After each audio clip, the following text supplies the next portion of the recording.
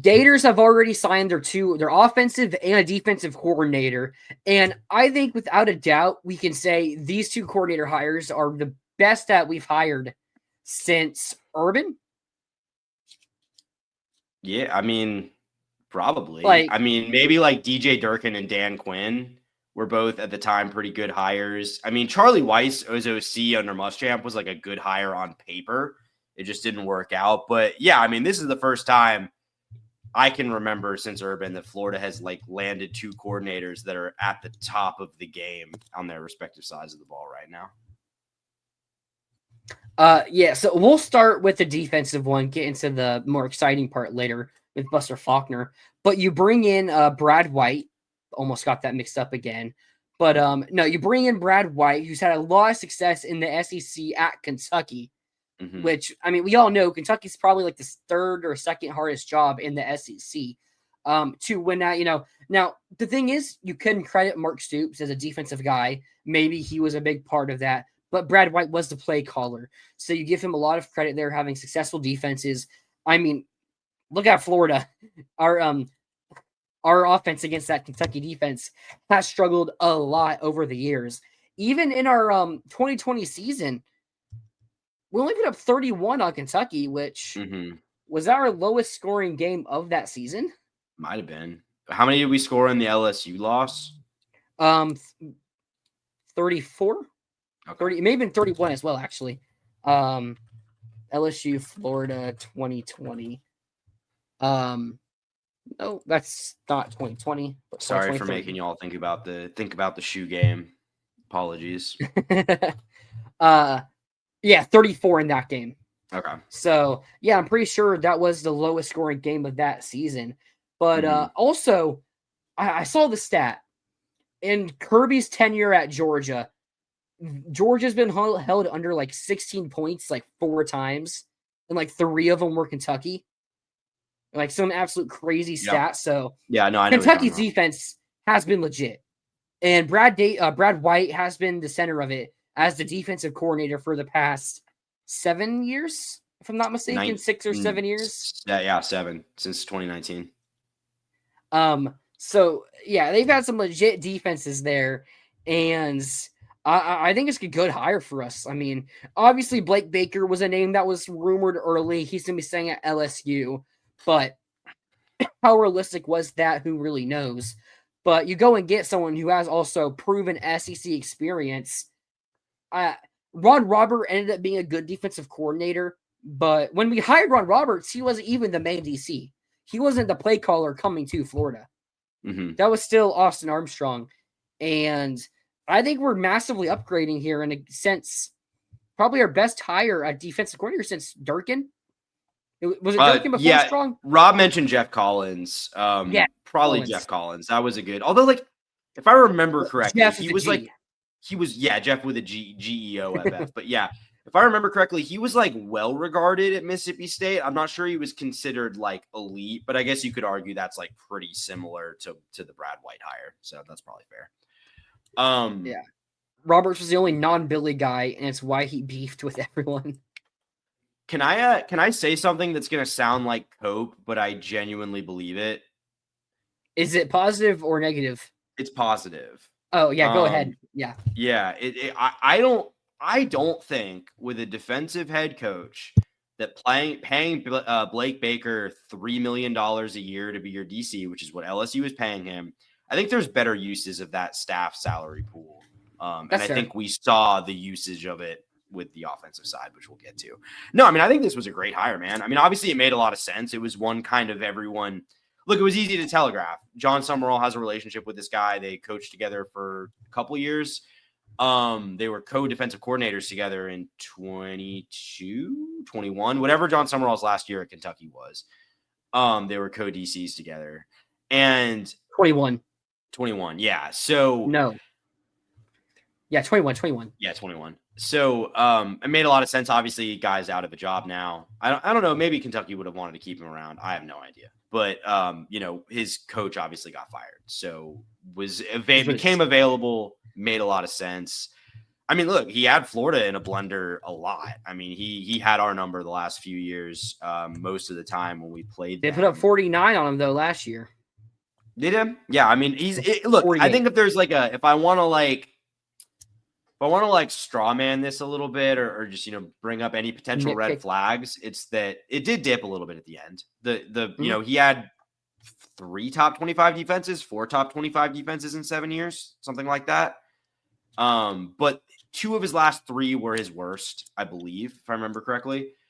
That also coincides with NIL.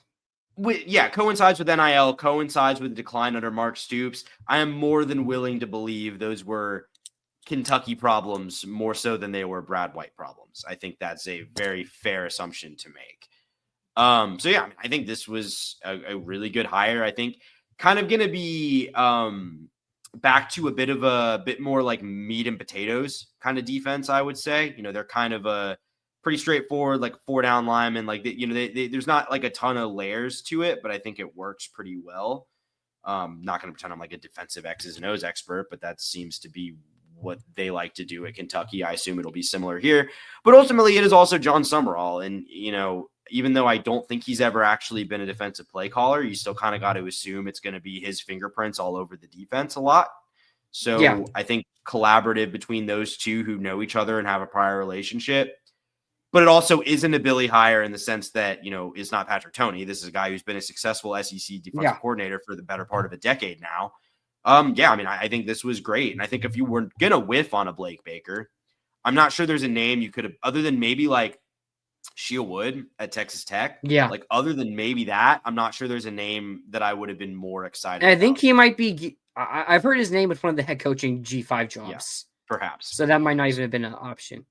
Yeah. So, I think realistically speaking, this was about as good as he could have done. And I feel the same about the offensive hire whenever we get to that. I'll also say it does seem like we're going to be keeping Gerald Chapman. Nothing's finalized, but all the indications have pointed that Chapman will still be the defensive line coach, which I'm fine with. I think Chapman's a great D-line coach, great recruiter. And you look with Sumrall, White, and Chapman, like the front 7 should be nasty with those guys in that teaching room there. So we got to figure out what's going to look like in the DB and the secondary unit. But I feel really good about this the front 7 going forward. Yeah, 100%. I think it'll be fun. You're going to get some pressure on the quarterback. Pat Surtain for DB coach. Is he good? Like, I really don't know that much about him beyond his. He was a good recruiter. Yeah, I know that. Like, is he? If he's good, sure. It seemed like the consensus from FSU fans when they fired him was like, really, this is the guy of this entire staff. This is the guy you want to fire. That seemed to be the vibes I got from them. So I just, frankly, I don't know enough. Like, I don't know enough to have a hot take about that, but I'm intrigued. He knows recruiting in the state of Florida. That's always a plus. Yeah. I'm looking like he's a good recruiter that their DBs. Like, Charles Lester, Chauncey Keenan, Sam McCall. Most of their highest ranked recruits have been DBs. So I don't think our recruiting would take a dip at DB if he's the coach. It's just how good of a developer is he? Also, sorry. Go ahead. No, go ahead.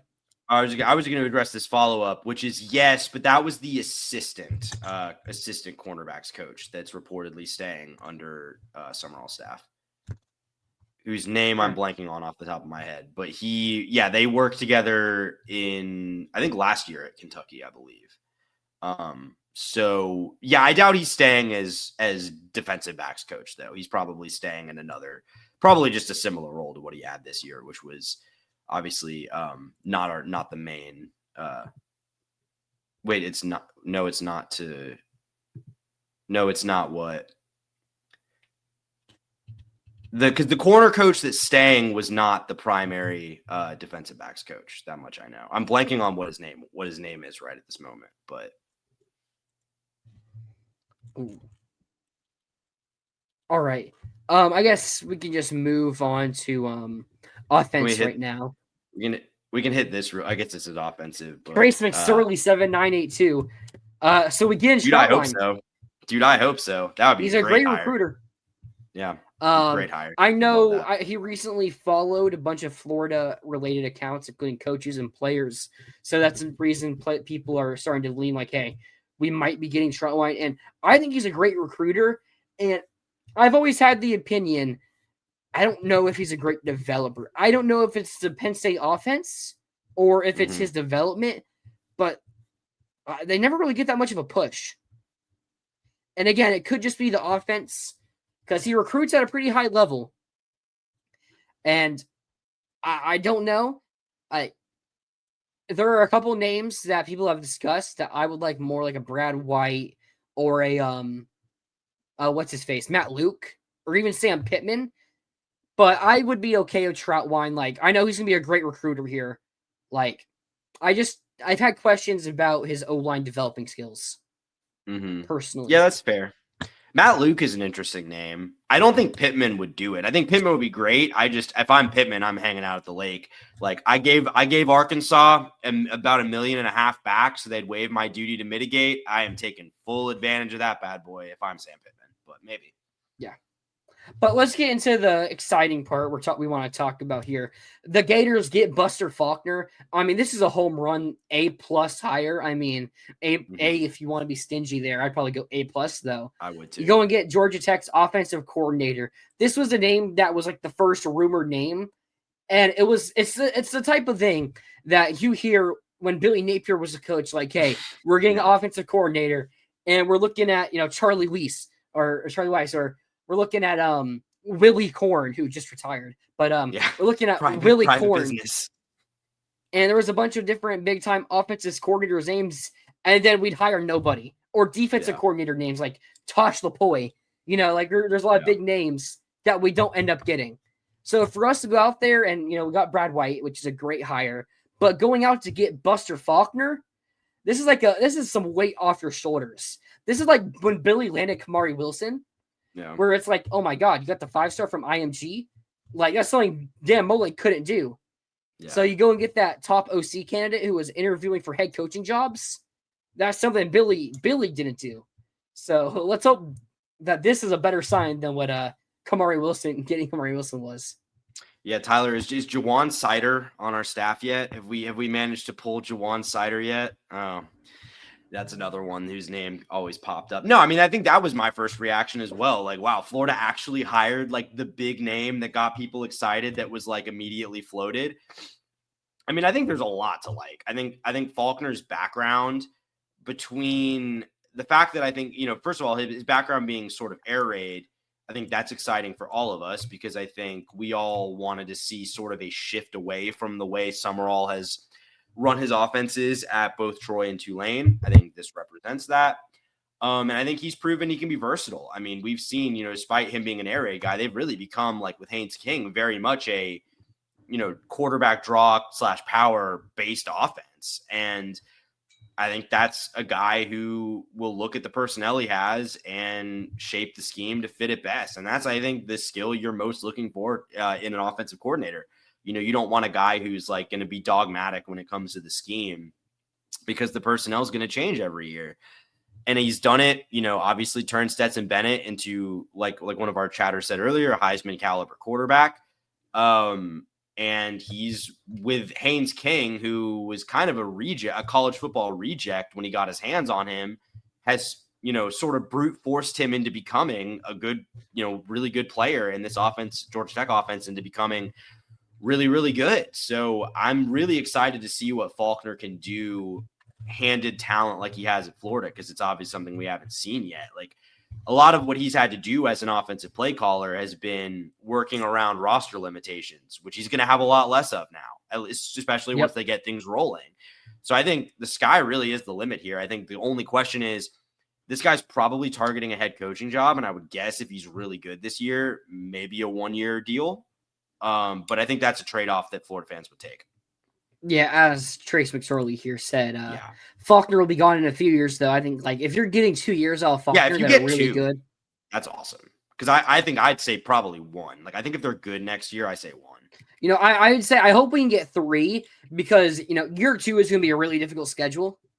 So, I mean, I think we're going to have a 16-team playoff. Like, I think you make the playoff and you should be able to make a 16-team, by in year 2 still, but like year 3 is like probably when you're looking at that big title run type of season.